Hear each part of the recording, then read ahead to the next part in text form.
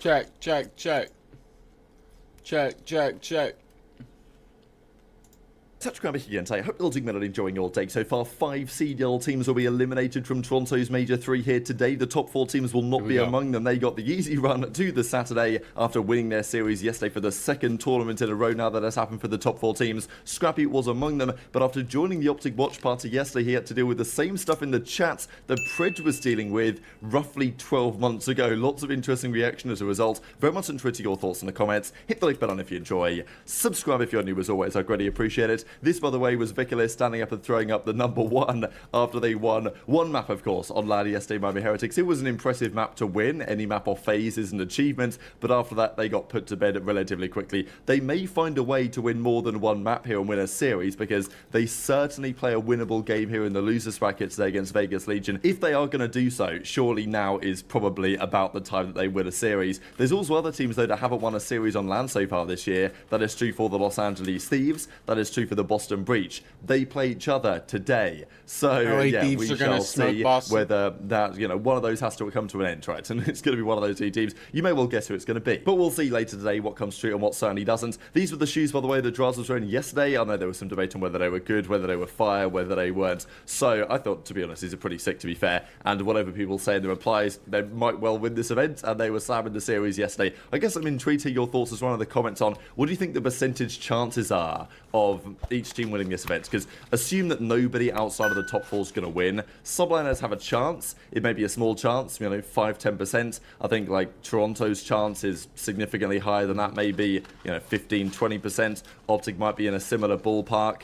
But you've got to think FaZe are like 50% plus right now, right? So, yeah, we'll see. I mean, I think tomorrow's games are going to be massively telling. But today's games, of course, are very important as well. Krim is not at this event, but he will be at the Porsche North American Championship Series Challenge, whatever it's called, in COTA in about a week or so. Just thought I'd mention it because Circuit of the Americas near Austin, Texas, one of the most well-known and best racetracks in North America. Krim's going to be racing there next weekend. The Formula 1's going to be there in a few months. Often some of the CoD guys go to that because, of course, everyone is relatively local. Challenges also begins today. Some big storylines, of course, going on down there because after this event, it is very plausible that there will be big roster changes in the Pro League, right? Because there's going to be 5 teams eliminated today. Then they will go and watch challenges for the rest of the weekend and see who wins. Big challenges event here. Obviously, pretty much everyone's playing in it. And there is a break after this event by, 1.5 weeks or whatever it is, where there is a roster change potential period. Because if you're terrible and you ain't looking good to make champs, now is the time to have a look. So I think challenges is going to be pretty key this weekend. Okay, but of course there were 4 series yesterday. There's going to be 5 series going on today. Optic played the Ravens. It was a competitive series for sure, and I do think the Ravens can do some damage in the losers bracket this weekend. We'll see if that begins well today when they play the Los Angeles Guerrillas tonight. But when it mattered, Optic turned up, and you see this really often with the top teams, especially historically. This is true. It will be competitive for the first rotation. Then the top team locks in, and they win the game. What looks in hindsight relatively comfortably. Sure, Ravens made some nice plays, TJ especially here in the control, and Optic will think, okay, we need to make sure we don't lose that one, because I'm sure that Optic, after going up 2-0 and turning up to Karachi, thought that, they were going to win this map 100% of the time. That, of course, is not what happens, but I do close it out in 4. Never worth going to a game 5, but, still, I'm sure they'd be confident. They want to win this tournament, Optic. They're going to have to do some good damage in search and destroy, because that is possibly where FaZe are vulnerable. We've seen that online, maybe to some degree. I mean, they lost an online search and destroy to Surge the other day, and then lost one yesterday to Miami Heretics. So maybe Search is where you can get at FaZe.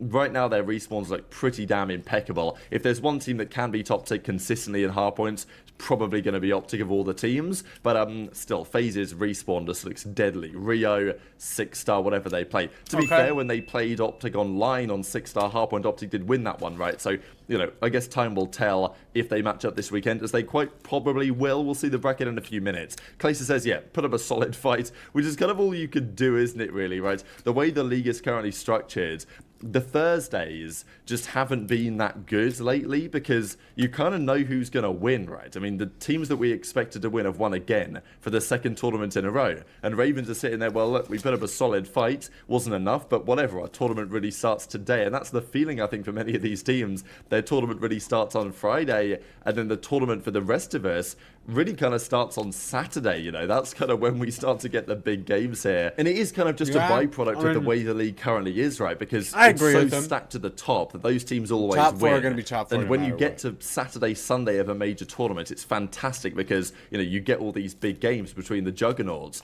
But at any time up until that point, the qualifiers, which are boring because you know who's going to win generally, and even Thursday, Friday, it just ain't quite the same because even the losers bracket teams here that are going to play today. Sure, it's going to be some interesting games to see which teams blow it up and which teams are terrible and who can win and lose on LAN. But at the same time, none of those teams are really making a run to win the event or a deep run through losers necessarily, like we've seen in years past, realistically speaking. So does it really matter? Okay, they're playing for World Championship qualification, but are any of these teams going to win it?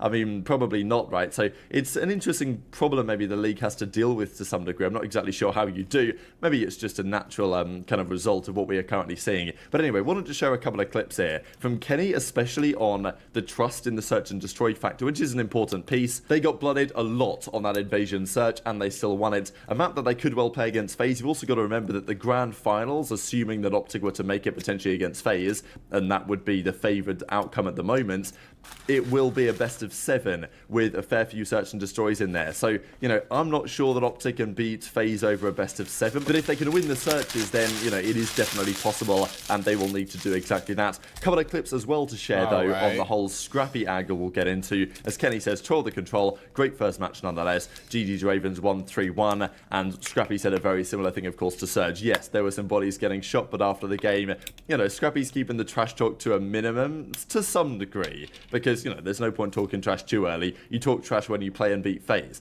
That generally is the way that it works. So Scrubby did go on the Optic Watch Party, right? On the Scum Watch Party on the other side of where we are. And, they have this booth. We have the one over on the other side. And talking about how the series went down against Seattle Surge. So, yeah, obviously talking a bit of trash. I mean, you can't stop the Scrappy guy from doing that. But he also mentions what was being spammed in the chat at the time, which, of course, as you can well expect, was Optic Scrap, Optic Scrap, Optic Scrap. Definitely could be a lot of nerds and unexpected things that happen in the first match. Yeah. And so the one thing I want to talk to you about was the S&D. You guys play 9 rounds, you win 6-3, won first blood. Yeah. Being down so many times in those engagements, how do you stay so cool, calm, and collected to even win in that 6-3 fashion?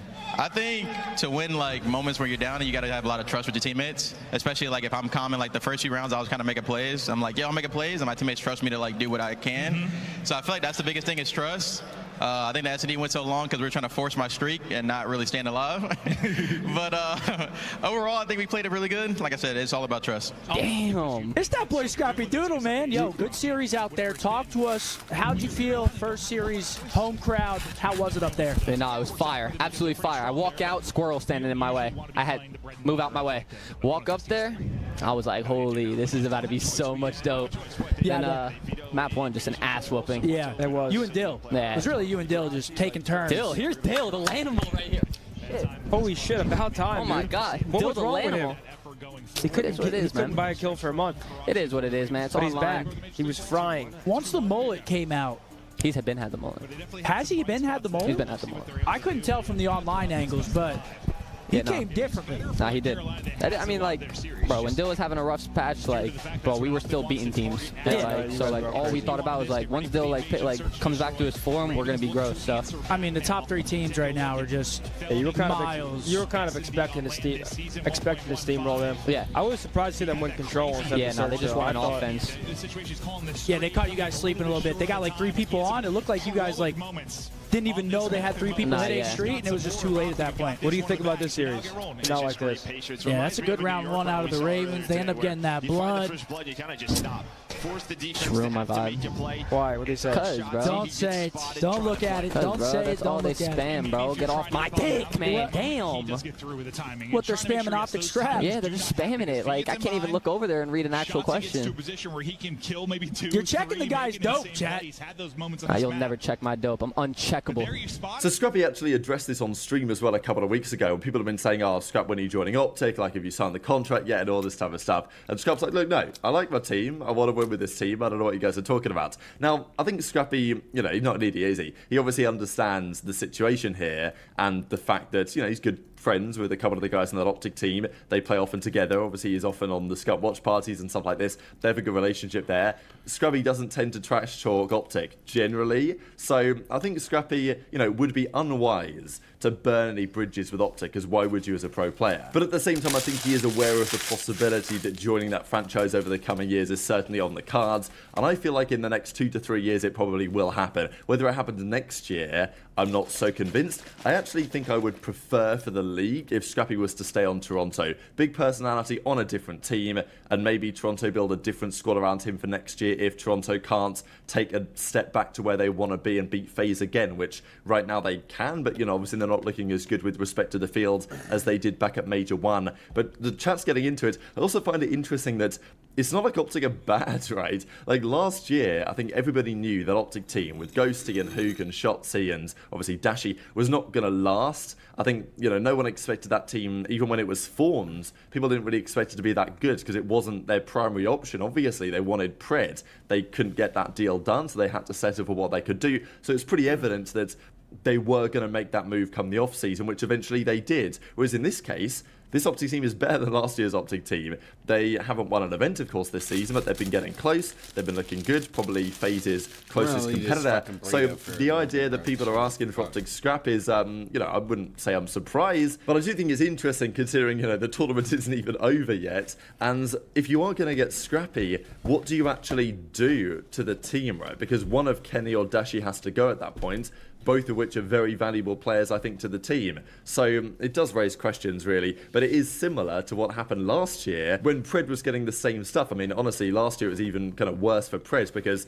there were Optic Pred chants happening at the events, right? So, the fans were there screaming at Optic Pred. And obviously this is before he'd actually ended up joining Optic. But, he kind of knew it was happening. The fans kind of knew it was happening. With Scrappy, it's a different scenario entirely. But, I definitely think I can understand why it's getting to him. But I also understand why he probably isn't too mad about the attention. And the feeling that if Optic underperform for the rest of the year and if Toronto underperform for the rest of the year, then this is definitely something that could well be on the table. These, by the way, just for Optic, current LAN series records in CDL only. Pred actually 24 and 24, just because but he hasn't been around since the start of the league, and also that Surge team was just pretty damn inconsistent. Dashy 55, Shotzzy 59, and Kenny actually has the highest at a 60% LAN at series records, which isn't great to be fair, but got to understand that as the tournament goes on, it gets harder and harder, right? Because nowadays you win one series in winners round 1, all of a sudden you're top 6 playing a top team, so you're not expecting your win rate to be as good on LAN as it is online,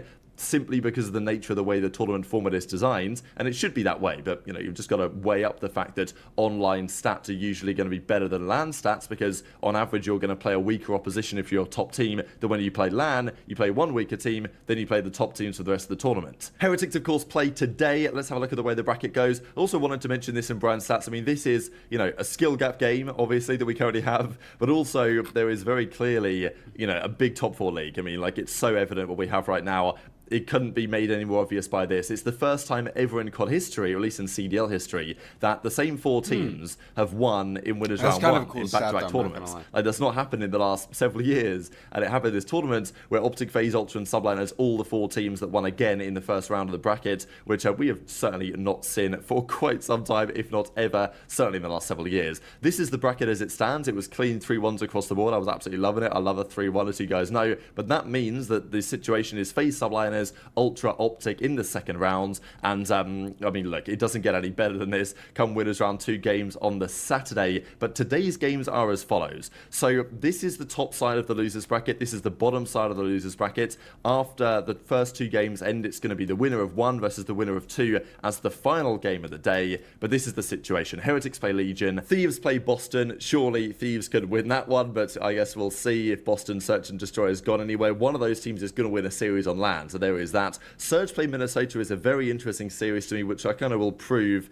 whether Rocker are a little bit better on LAN. I think Rocker could easily win this one, but I feel like it's got to be a game 5 just looking at the series. And then Ravens Gorillas. Obviously no Assault anymore, where they've got top 6 the last 2 tourneys. Now they have Flames in. I think Ravens are going to be favoured here, but Gorillas do love getting a good top 6 finish. And that's certainly possible for whoever wins this last series. So very much enjoyed your thoughts in the comments. Hit the like button if you enjoyed. Subscribe if you're new. Take care. And I'll see you next time. Good shit, Tech Rab. Here we go.